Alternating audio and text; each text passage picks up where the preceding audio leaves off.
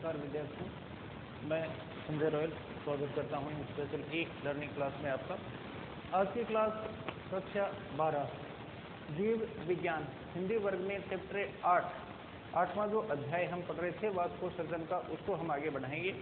वाष्पोत्सर्जन वाले इस अध्याय में हमने पढ़ा था सबसे पहले कि वाष्पोत्सर्जन जो है वो किसे कहते हैं, उसके बाद में वाष्पोत्सर्जन के प्रकार, रंध्र के द्वारा होने वाला वाष्पोत्सर्जन, रंध्रीय वाष्पोत्सर्जन, या फिर पर्ण पर पाए जाने वाले क्यूटिकल या उपत्वचा के द्वारा होने वाला वाष्पोत्सर्जन है उपत्वचीय वाष्पोत्सर्जन, या फिर अंतिम प्रकार जो है वो पढ़ा था हमने वातरंध्रीय वाष्पोत्सर्जन। उसके बाद में रंध्रों की उपस्थिति के आधार पर पत्तियों के अलग अलग प्रकार, और फिर मुख्य चीज जो हम पढ़ रहे थे वो थी वाष्पोत्सर्जन की क्रियाविधि या रंध्र के खुलने और बंद होने की क्रियाविधि। वाष्पोत्सर्जन मुख्य रूप से यदि देखा जाए तो पर्णरंध्र जो है उसके द्वारा होता है। एक पर्णरंध्र एक दरार रूपी संरचना होती है या छिद्र होता है, जिसके बाहर की तरफ दो द्वार कोशिकाएं पाई जाती हैं और इनके बाहर की तरफ पाई जाती हैं सहायक कोशिकाएं। रंध्र जो है वो खुलते हैं कब? जब द्वार कोशिकाएं फूली हुई यानी स्थित अवस्था में होती हैं, और जब ये कोशिकाएं स्लथ अवस्था में होती हैं तो रंध्र जो है वो बंद हो जाते हैं। तो द्वार कोशिकाओं का स्थित होना और स्लथ होना जो है वह प्रभावित करता है रंध्र के खुलने और बंद होने को। अब ये द्वार कोशिकाएं कब स्थित होती हैं, कब स्लथ होती हैं, या नॉर्मली हम देखें तो रंध्र जो है वो दिन के समय खुलते हैं, तो इसका मतलब दिन के समय ये स्थित अवस्था में रहती हैं, जबकि रात के समय ये स्लथ अवस्था में रहते हैं। उनका जो कारण है वो क्या है, इसे समझाने के लिए या इस क्रियाविधि को समझाने के लिए अलग अलग सिद्धांत जो हैं वो दिए गए हैं। जैसे पहला मंड शर्करा सिद्धांत जो है उसके आधार पर हमने पढ़ा था कि इन कोशिकाओं में दिन के समय जो मंड होता है वह परिवर्तित होता है ग्लूकोज में, और ये ग्लूकोज जो है या ग्लूकोज 6 फॉस्फेट में परिवर्तित होता है, और ये ग्लूकोज जो है वो जल में विलय होता है। इसलिए द्वार कोशिकाओं की परासरण सांद्रता जो है वो बढ़ जाती है, या कह सकते हैं इनका परासरण दाब OP जो है वो बढ़ जाता है। इसलिए द्वार कोशिकाओं से जल के अणु जो हैं वो दिन के समय सहायक कोशिकाओं से जल के अणु द्वार कोशिकाओं में प्रवेश करते हैं, द्वार कोशिकाएं स्थित अवस्था में आती हैं। स्टीवर्ट ने इसी सिद्धांत में थोड़ा सा बदलाव किया। उन्होंने कहा कि ग्लूकोज 6 फॉस्फेट के बजाय यहाँ पर ग्लूकोज 1 फॉस्फेट, और फिर वो ग्लूकोज में बदलता है जो जल में ज़्यादा विलय है ग्लूकोज 6 फॉस्फेट की तुलना में, जिसके कारण से द्वार कोशिकाएं स्थित अवस्था में आती हैं। इसके बाद में ये दोनों सिद्धांत जो हैं वो उतने ज़्यादा मान्य नहीं हैं। वर्तमान में जो मान्य सिद्धांत है या सर्वाधिक प्रचलित जो सिद्धांत है वो है सक्रिय पोटेशियम आयन स्थानांतरण सिद्धांत। और परीक्षा वगैरह के लिहाज से भी यदि हम देखें तो इस पाठ में से सबसे महत्वपूर्ण टॉपिक जो है वो यही है। सक्रिय पोटेशियम आयन स्थानांतरण सिद्धांत जो है इसका प्रतिपादन किया था इमामुरा और फ्यूजिनो, दो वैज्ञानिकों ने इसका प्रतिपादन किया था सबसे पहले। हालांकि इसमें कुछ कमियां रह गई थी, उन कमियों को फिर दूर किया और थोड़ा रूपांतरित रूप जो है वो प्रतिपादित किया था लेविट ने। तो इनमें दोनों के नाम आते हैं, इमामुरा और फ्यूजिनो ये नाम भी आते हैं, लेविट का नाम भी आता है। तो इसमें दोनों ही बातें जो है वो सही है कि ये सिद्धांत किन के द्वारा दिया गया था। प्रतिपादन करने वाले जो वैज्ञानिक थे वो इमामुरा और फ्यूजिनो थे, और उसका रूपांतरित रूप बाद में लेविट ने दिया था। इस सिद्धांत के अनुसार पोटेशियम आयनों की महत्वपूर्ण भूमिका होती है द्वार कोशिकाओं के स्थित और स्लथ होने में या रंध्र के खुलने और बंद होने में। अब किस प्रकार से इसको, ये रंध्र की संरचना है वो हमने पढ़ ली थी। रंध्र की संरचना में यदि हम देखें तो इन कोशिकाओं की क्रियाविधि को समझने के लिए इसको बड़े रूप में लेते हैं। ये है मान लिया द्वार कोशिका और यह है सहायक कोशिका। इनमें क्या बदलाव आता है क्रमिक रूप से, जिसके कारण से ये स्थित अवस्था में आती है और रंध्र खुलते हैं, और रात के समय क्या बदलाव आता है जिसके कारण से ये बंद होते हैं, तो उसका अध्ययन जो है वो हम करते हैं। तो यहाँ पर पहले हम देखते हैं दिन के समय, दिन में होने वाली जो क्रियाएं हैं वो क्या होंगी। अब दिन के समय यदि हम देखें तो द्वार कोशिकाओं के बारे में हमने पढ़ा था। द्वार कोशिकाएं ऐसी कोशिकाएं हैं जिनमें हरित लवक उपस्थित होते हैं। पास की सहायक कोशिकाओं में हरित लवक नहीं पाए जाते, द्वार कोशिकाओं में उपस्थित होते हैं। इसलिए यहाँ पर दिन के समय क्या होगा, प्रकाश संश्लेषण या प्रकाश संश्लेषण की घटना जो है वो यहाँ पर होती है, और प्रकाश संश्लेषण की घटना यहाँ पर होने के कारण से CO2 में कमी, CO2 की मात्रा जो है उसमें क्या आती है, कमी, और उसके कारण से pH जो है वो क्या होती है, कम हो जाती है। अब यदि pH कम होती है तो उसके कारण से, कम pH जो है उसके कारण से इस पर पाया जाने वाला जो अम्ल हो, इसमें पाया जाने वाला जो अम्ल होता है एब्सिसिक अम्ल, वह निष्क्रिय हो जाता है या उसकी सक्रियता में कमी आती है। तो ABA कहते हैं इसको एब्सिसिक अम्ल। तो एब्सिसिक अम्ल की मात्रा में कमी होती है कार्बन डाइऑक्साइड में कमी होने के कारण से। तो एब्सिसिक अम्ल का निष्क्रियण, यह निष्क्रिय होने लगता है, और जब ये निष्क्रिय स्थिति में होता है तो उस स्थिति में प्रकाश संश्लेषण के कारण से जो स्टार्च है, खास तौर से बस यहाँ से ध्यान में रख लें, प्रकाश संश्लेषण के कारण से इनमें स्टार्च बनता है और वो एब्सिसिक अम्ल की निष्क्रियता के कारण से टूटता है और टूट कर क्या बनाता है, मैलिक अम्ल। तो दिन के समय कार्बन डाइऑक्साइड की कमी में एब्सिसिक अम्ल निष्क्रिय हो जाता है और उसके कारण से स्टार्च मैलिक अम्ल में अपघटित होता है। अब ये स्टार्च जब मैलिक अम्ल में अपघटित होता है तो या मैलिक अम्ल का निर्माण करता है, तो फिर ये मैलिक अम्ल जो है वो आयनों में वियोजित हो जाएगा और मैलिक अम्ल जो है वो 2 आयन बनाता है। अम्ल कोई से भी हों वो बनाते हैं H+ आयन, हाइड्रोजन आयन बनाते हैं, और साथ में बनाते हैं मेलेट माइनस आयन। इसको मेलेट या मैलिक अम्ल का नेगेटिव आयन जो है वो मेलेट आयन कहलाता है। तो मेलेट आयन और हाइड्रोजन आयन बनते हैं। अब यहाँ पर ये द्वार कोशिकाओं में दिन के समय हाइड्रोजन आयनों का निर्माण होता है या हाइड्रोजन आयनों की सांद्रता बढ़ जाती है, और उसके कारण से हाइड्रोजन आयन जो यहाँ ज़्यादा हो जाते हैं वो प्रवेश करते हैं कहाँ पर, सहायक कोशिका में, और इसमें रासायनिक साम्यता को बनाए रखने के लिए, विद्युत साम्यता को बनाए रखने के लिए बदले में उतने ही पोटेशियम आयन जो हैं वो प्रवेश करते हैं सहायक कोशिकाओं से द्वार कोशिका में। तो द्वार कोशिकाओं में पोटेशियम आयनों का स्थानांतरण होता है। पोटेशियम आयन स्थानांतरित होते हैं दिन के समय द्वार कोशिका, सहायक कोशिका से द्वार कोशिका में, और इसके पश्चात ये मेलेट के साथ में क्रिया कर लेते हैं, और मेलेट के साथ में क्रिया करके ये बनाते हैं पोटेशियम मेलेट। और ये पोटेशियम मेलेट जो बनता है वो जल में अत्यधिक विलय होता है या तेजी से ये जल में घुल जाता है। अब विलय की मात्रा जो है वो द्वार कोशिका में बढ़ते हैं, और विलय की मात्रा का बढ़ने का मतलब हो गया OP का मान बढ़ना या परासरण सांद्रता या परासरण दाब का मान बढ़ना। द्वार कोशिकाओं का परासरण दाब अधिक हो जाता है, और परासरण दाब अधिक होने के कारण से यहाँ पर होगा अंतः परासरण। अंतः परासरण का मतलब है जल जो है वो सहायक कोशिका से प्रवेश करता है किसमें, द्वार कोशिका में, और द्वार कोशिका में जब जल की मात्रा बढ़ती है अंतः परासरण के कारण से, तो उसके कारण से द्वार कोशिका जो है वो स्थित अवस्था में आती है, और स्थित अवस्था आने का मतलब है रंध्र का खुलना। तो ये घटनाक्रम जो है वो चलता है जिसके कारण से दिन के समय रंध्र जो है वो खुले जाते हैं।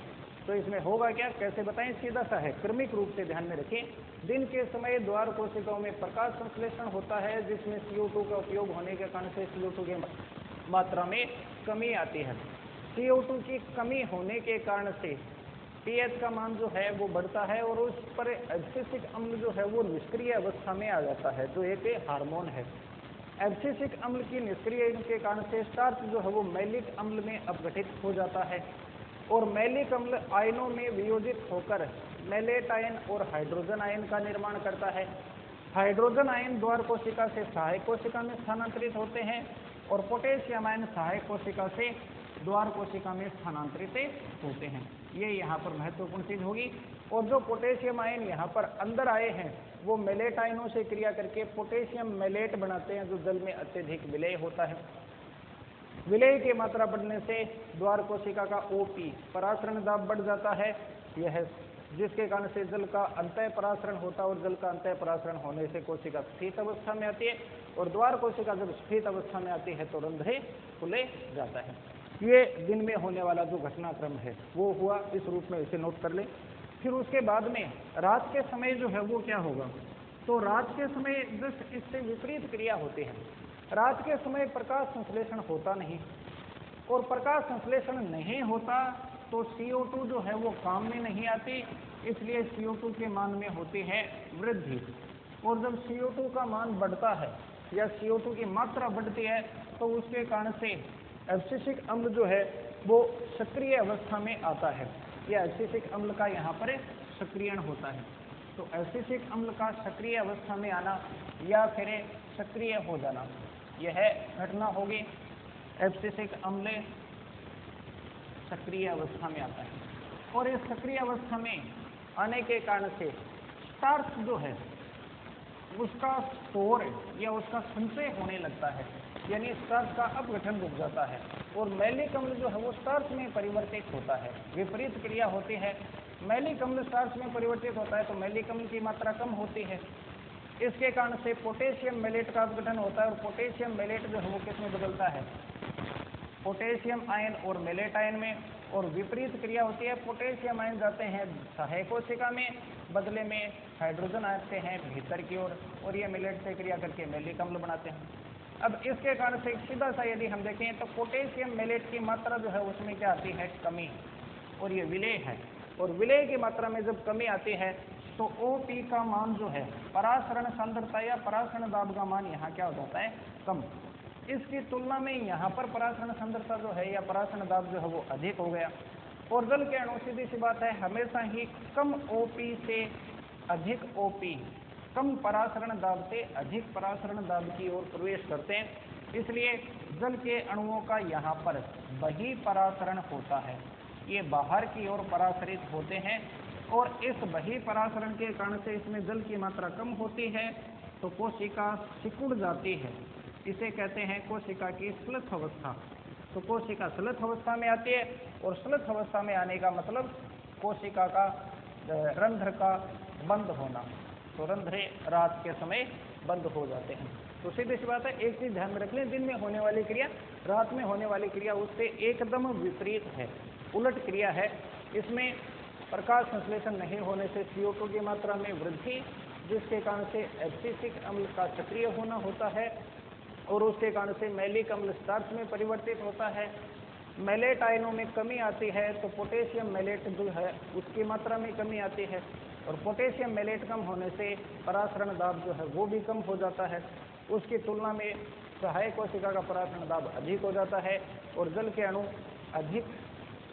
कम परासरण दाब से अधिक परासरण दाब की ओर, यानी द्वार कोशिका से सहायक कोशिका में बही परासरण दर्शाते हैं। द्वार कोशिका स्लथ अवस्था में आती है और रंध्र जो है वो बंद हो जाता है। तो ये जो घटनाक्रम है वो चलेगा और उसके कारण से रंध्रे के खुलने से वाष्पोत्सर्जन की क्रिया होगी। यह सिद्धांत जो है वो क्या है, सक्रिय पोटेशियम आयन सिद्धांत। अब इसके बाद में इस पार्ट में कुछ छोटे छोटे टॉपिक जो हैं वो और रह गए हैं, उनकी हम बात करते हैं। अब इनके आधार पर यदि हम देखें तो वो हैं वाष्पोत्सर्जन को प्रभावित करने वाले कारक जो हैं। तो एक बार बोर्ड को साफ कर देता हूँ, बाद में आगे पढ़ते हैं। तो इसके बाद में आगे हम पढ़ेंगे वाष्पोत्सर्जन को प्रभावित करने वाले कारक, जिनको हम दो श्रेणियों में विभाजित कर सकते हैं, बाह्य कारक और आंतरिक कारक। बाह्य कारक वातावरण से संबंधित होते हैं, जबकि आंतरिक कारक जो हैं वो पर्ण या पादप जो है उसकी संरचना से या उस पर पाए जाने वाले कारकों से संबंधित होते हैं। अब पहले हम बाह्य कारकों की बात करते हैं तो कई सारे कारक हैं, जैसे प्रकाश, यह वाष्पोत्सर्जन को प्रभावित करता है। तापक्रम जो है वो वाष्पोत्सर्जन को प्रभावित करता है। वायुमंडलीय आर्द्रता जो है वह भी इसे प्रभावित करेगी। वायुमंडल में कितनी आर्द्रता या नमी जो है वह मिलती है, इसका प्रभाव वायु का वेग जो है वो उसे प्रभाव करेगा। या फिर मृदा में पाए जाने वाले जल की मात्रा कितनी है, मृदा जल की उपलब्धता, ये भी इसे प्रभावित करती है। अब इसके अनुसार केवल एक बार रीडिंग जो है वो लगा ले आप नोट से, सीधा सा है प्रकाश से की तीव्रता जब बढ़ती है या प्रकाश की उपस्थिति जब होती है तो उस स्थिति में सामान्यतः यदि देखा जाए तो वाष्पोत्सर्जन की दर में वृद्धि होती है। इसका एक सीधा सा कारण है, वाष्पोत्सर्जन पर्णरंध्रों के द्वारा होता है और पर्णरंध्र दिन के समय प्रकाश की उपस्थिति में खुलते हैं। तो सीधा सा है, प्रकाश की उपस्थिति में पर्णरंध्र खुलते हैं, जिसके कारण से वाष्पोत्सर्जन की दर बढ़ जाती है। और दूसरा सीधा सा है, जब सूरज निकलता है, सूर्य का प्रकाश हमें दिखता है तो तापमान भी बढ़ जाता है, गर्मी भी बढ़ती है और गर्मी बढ़ने के कारण से या तापक्रम में वृद्धि होने पर भी वाष्पोत्सर्जन में वृद्धि होती है। दूसरा तापक्रम, इसमें सीधा सा है, तापक्रम अधिक होने पर पत्ती के आसपास नमी जो है वो कम रहती है और नमी कम रहती है तो उसके कारण से वाष्पोत्सर्जन की दर जो है वो बढ़ जाती है। इसे हम वाष्पन से भी तुलना इसकी कर सकते हैं। कपड़े वगैरह हैं वो दिन में गर्मी के समय जल्दी सूखते हैं, जबकि ठंड होती है तो कम सूखते हैं। वैसे ही वाष्पोत्सर्जन जो है वो होगा। वायुमंडलीय आर्द्रता, वायु में पत्ती के आसपास में कितनी नमी है, यह प्रभावित करती है वाष्पोत्सर्जन को। पत्ती के आसपास में यदि नमी ज़्यादा है तो उस स्थिति में वाष्पोत्सर्जन कम होगा, लेकिन नमी यदि कम है तो इसका मतलब बाहर, पत्ती के बाहर जल की मात्रा कम, भीतर जल की मात्रा अधिक, इसलिए विसरण की दर बढ़ जाएगी, यानी वाष्पोत्सर्जन की दर जो है वो भी बढ़ेगी। विसरण के द्वारा ही होता है वाष्पोत्सर्जन, तो उस कारण से वाष्पोत्सर्जन बढ़ जाता है। नमी यदि कम रहे तो वाष्पोत्सर्जन की दर बढ़ती है, और नमी यदि अधिक हो तो वाष्पोत्सर्जन की दर जो है वो घटती है, यानी विपरीत संबंध इसका होता है। हवा यदि तेज चलती है तो उसमें भी वाष्पोत्सर्जन जो है वो बढ़ जाता है। कई बार फसल वगैरह को हवा मार जाती है, पून मार जाती है। पून शब्द जो है वो पवन के लिए हम काम में लेते हैं।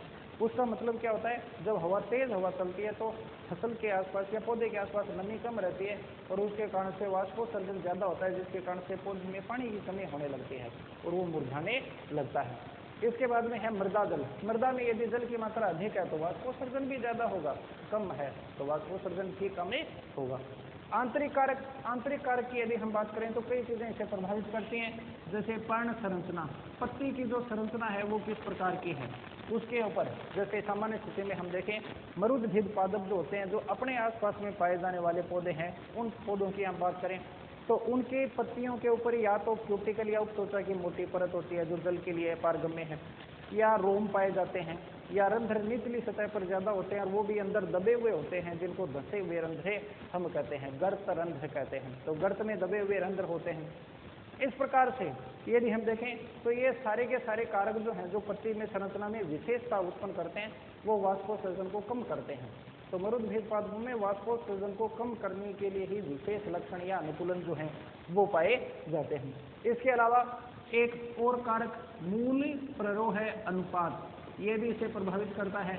यदि किसी पौधे की जड़ें जो हैं वो ज़्यादा गहरी हैं और प्ररोह जो है उसकी लंबाई जो है उतनी कम है, यानी जड़ तंत्र ज़्यादा विकसित है, तो वहाँ पर वाष्पोत्सर्जन जो है वो भी ज़्यादा होता है, क्योंकि वो ज़्यादा से ज़्यादा मात्रा में जल को अवशोषित करता है, अवशोषित करता है, तो वाष्पोत्सर्जन जो है वो भी अधिक होगा।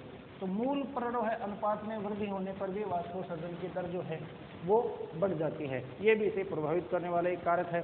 और इसके अलावा पर्ण का विन्यास, पौधे पर पत्ती किस प्रकार से लगी हुई है, वो भी इसे प्रभावित करेगी।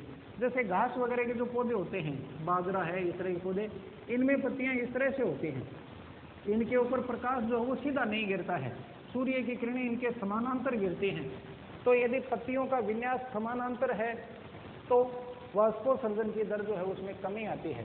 लेकिन यदि पत्तियां इस प्रकार से क्षैतिज दिशा में लगी हुई हैं तो उनमें एक सतह पर प्रकाश सीधा गिरेगा और पत्ती ज़्यादा प्रकाश को, ज़्यादा ताप को अवशोषित करेगी, ज़्यादा गर्म होगी। जितनी ज़्यादा गर्म होगी वाष्पोत्सर्जन उतना ही अधिक होगा। तो पर्ण का विन्यास वो अनुप्रस्थ रूप में लगी हुई है तो वाष्पोत्सर्जन की दर अधिक होती है, और यदि यूँ समानांतर लगी हुई है तो वाष्पोत्सर्जन की दर जो है उसमें कमी आती है।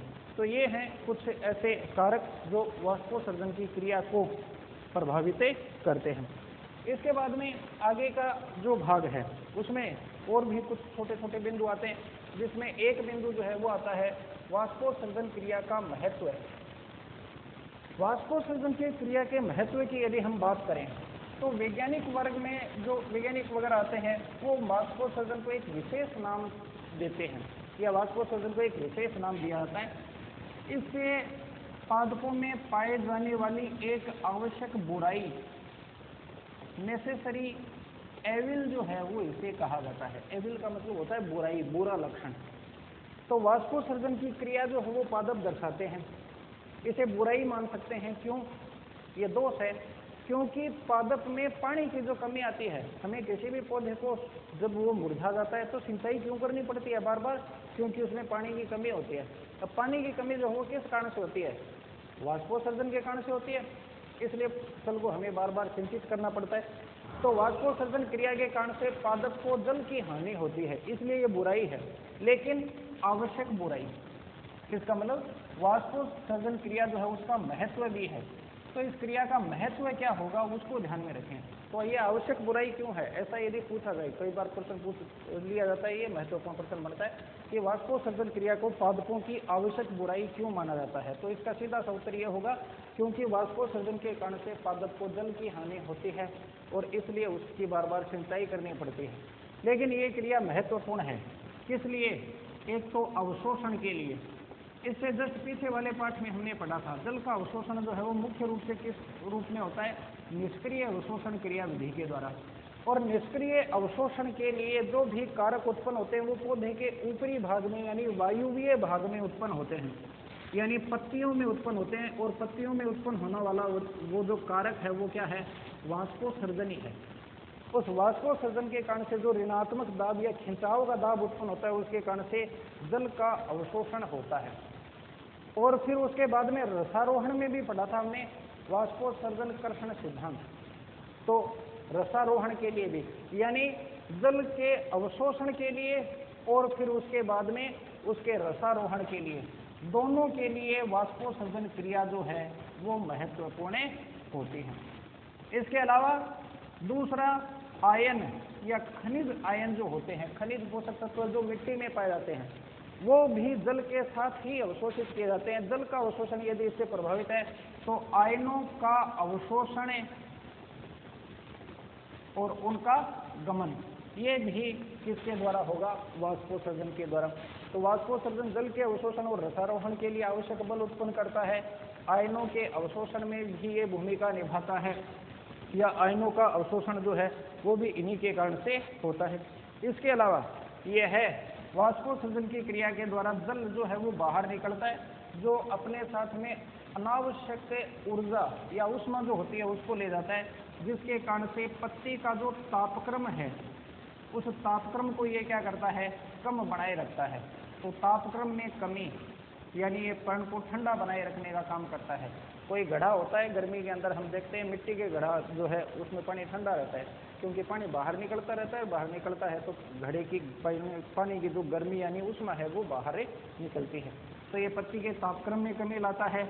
और एक अनावश्यक मात्रा जो होती है उस अनावश्यक जल को ये क्या करता है? बाहर निकालता है, या पौधे को अनावश्यक जल से ये बचाता है। तो इस कारण से यदि देखा जाए तो वाष्पोत्सर्जन क्रिया जो है वो महत्वपूर्ण है इन कार्यों के लिए। ये कार्य जो है वो वाष्पोत्सर्जन पर ही निर्भर करेंगे। तो इस प्रकार से वाष्पोत्सर्जन का जो टॉपिक है, छोटा सा जो टॉपिक है इस चैप्टर में, वो हमने पूरा पढ़ लिया। इसके बाद में दो और छोटे छोटे टॉपिक जो हैं उनकी हम और बात करते हैं, जिसके साथ ये चैप्टर जो है वो हम कंप्लीट करेंगे। उनमें एक जो क्रिया है वो हम पढ़ेंगे, वो है रस से स्रवण। अब पहली चीज ये देखें कि रस से स्रवण है क्या? रस स्रवण यानी रस का स्रावित होना। और एक दूसरी क्रिया जो है वो हम पढ़ेंगे बिंदु स्राव। और एक है वाष्पोत्सर्जन हमने पढ़ाई है। पादप का वायुवीय भाग जो है उसके द्वारा यदि जल की हानि होती है, जल की हानि, तीनों का कंपैरिजन एक साथ देखते हैं हम। वाष्पोत्सर्जन जल का स्राव या जल की हानि किसके रूप में? वाष्प के रूप में। तो वो क्या है? वाष्पोत्सर्जन है। जल की हानि या जल का निकलना, लेकिन किस अवस्था में? द्रवावस्था में या फिर बूंद के रूप में निकलना, वो है बिंदु स्राव। और जल के साथ साथ अन्य जो पदार्थ हैं जल में विलेय पदार्थ, उनका बाहर की ओर दिखना, वो कहलाता है रस स्रवण। तो वाष्पोत्सर्जन तो पढ़ लिया, बिंदु स्राव जो है वो क्या होता है उसको देखें। कई पादप जैसे सर्दियों में या बारिश वगैरह के मौसम में यदि हम देखें, दूब घास जो होती है उसमें सुबह सुबह जब हम घूमते हैं दूब घास के ऊपर, तो उसमें सुबह सुबह ओस की बूंदें आई हुई रहती हैं या दूब जो है वो गीली महसूस होती है। उसका कारण जो है वो क्या होता है? उन पत्तियों पर, दूब की पत्तियों के जो किनारे होते हैं उन किनारों पर क्या होते हैं? छोटी छोटी पानी की बूंदें जमा रहती हैं, वही ओस की बूंदें हैं। उन बूंदों के रूप में जल का निकलना वही बिंदु स्राव है। परिभाषा वगैरह देखें तो नोट्स में लिखा हुआ है, सीधा सा है, पत्तियों के किनारों से जल का बूंदों के रूप में या सूक्ष्म बूंदों, छोटी छोटी बूंदों के रूप में बाहर निकलना जो है वो क्या कहलाता है? बिंदु स्राव कहलाता है। अब ये सामान्यतः यदि देखा जाए तो छोटे जो पादप होते हैं, शाकीय पादप, उन्हीं में होता है और सर्दियों में दिखता है, क्योंकि गर्मियों में यदि बिंदु स्राव होता है, थोड़ी बहुत बूंदें निकलती हैं, तो वो तो गर्मी के कारण से बाहर वाष्प बनकर उड़ जाती हैं, इसलिए दिखेंगे नहीं। सर्दियों में वो धीरे धीरे छोटी छोटी बूंदें हैं, वो जुड़ जुड़ कर क्या होती हैं, थोड़ी बड़ी बूंदें बना लेती हैं और वो पत्तियों के किनारों पर जमी हुई जो है वो दिख जाती हैं। अब इसका कारण क्या है? ये जो पत्तियों के किनारे होते हैं, इन पत्तियों के किनारों पर सामान्यतः शिराएं आकर खुलती हैं। पत्ती में जो शिराएं हैं वो इसी प्रकार से पत्ती के किनारों पर ही खुलती हैं हमेशा। अब इसका मतलब यहाँ तक जाइलम जो है वो फैला हुआ है। ये बिंदु स्राव की घटना जो है वो पत्तियों पर पाए जाने वाले रंध्रों के कारण से होती है। पत्तियों पर पर्णरंध्र जो पाए जाते हैं वो तो है ही, लेकिन उनके अलावा पत्तियों के जो किनारे होते हैं वहां पर एक और छोटे छोटे छिद्र पाए जाते हैं, जिनको जलरंध्र कहते हैं। ये पर्णरंध्र से अलग हैं। जलरंध्र जो है वो सदैव खुले रहते हैं, हमेशा खुले रहते हैं। और एक जलरंध्र जैसे पत्ती के किनारे पर जो जलरंध्र है उसकी यदि हम बात करें तो बाहर बाह्य त्वचा की ये कोशिकाएं, जिनमें से कुछ स्थानों पर कोशिकाएं अनुपस्थित है, जिसके कारण से जलरंध्र बनता है। इसके नीचे की तरफ है मर्दूतक कोशिकाओं का एक समूह है पाया जाता है। ये मर्दूतक कोशिकाओं का समूह जो है वो कहलाता है एपिथेम। और उसके नीचे पाई जाती हैं जाइलम की वाहिकाएं, जिनसे जल लगातार आता रहता है और ये जाइलम की वाहिकाएं अंत में जड़ों तक फैली हुई रहती हैं। अब यहाँ पर जाइलम की ये वाहिकाएं यहाँ पर एक तरह से वातरंध्र के रूप में जलरंध्र के रूप में खुल रही हैं। इन्हीं से जल के अणु जो है वो छोटे छोटे बूंदों के रूप में बाहर निकलते हैं। अब उसका कारण क्या है? जल का बाहर निकलने के लिए दाब जो है उसकी आवश्यकता होती है और वो दाब का काम करती है मूल। ये चीज़ हमने पढ़ी है। छोटे पादप जो हैं या खासतौर से पानी में जब जल की मात्रा ज़्यादा होती है तो मूल जल का अवशोषण करती है, और ये जल की मात्रा जब बढ़ती है तो उसके कारण से जाइलम में ऊपर की दिशा में एक दाब उत्पन्न होता है, जिसको कहते हैं हमें मूल दाब। तो बिंदु स्राव की क्रिया के लिए मूल दाब जो है वह उत्तरदायी होता है, और उसके कारण से जाइलम में जो दबाव उत्पन्न होता है वह दबाव जल के अणुओं को एपिथेम ऊतक से होते हुए छोटे छोटे बूंदों के रूप में बाहर निकालता है। तो बिंदु स्राव की घटना में दो तीन चीजें ध्यान में रखें। बिंदु स्राव पत्तियों के किनारों से या पत्तियों के किनारों पर पाए जाने वाले जल रंध्रों से जल का द्रव अवस्था में छोटी छोटी बूंदों के रूप में रिसना या बाहर निकलना बिंदु स्राव कहलाता है। यह जलरंध्रों के द्वारा होता है जो सदैव खुले रहते हैं, और जलरंध्र में बिंदु स्राव के लिए आवश्यक दाब मूल दाब के कारण से उत्पन्न होता है। और अंतिम है रस स्रवण, रस का स्रावित होना। ये परिभाषा जो है वो क्या है? सीधा सा है, किसी पादप के क्षतिग्रस्त या कटे हुए भाग से रस का बाहर निकलना वही रस स्रवण है, रस का स्रावित होना। जैसे हम कुछ पादपों में देखें, कई पादपों के कुछ हिस्से जब कट जाते हैं, आँख है, आँख को यदि हम काट दें, थोड़ा सा चीरा लगा दें उसके पत्ती पर, उसकी डाली पर, तो उससे दूध निकलने लगता है। वो दूध उसका रस ही है, खींच से रस निकलने लगता है। या फिर कटे हुए हिस्से जो होते हैं वहाँ से गोंद वगैरह का रिसाव होता है, वो धीरे धीरे बाहर आकर जम जाते। वास्तव में देखा जाए तो वो जल और जल में विलेय पदार्थ होते हैं।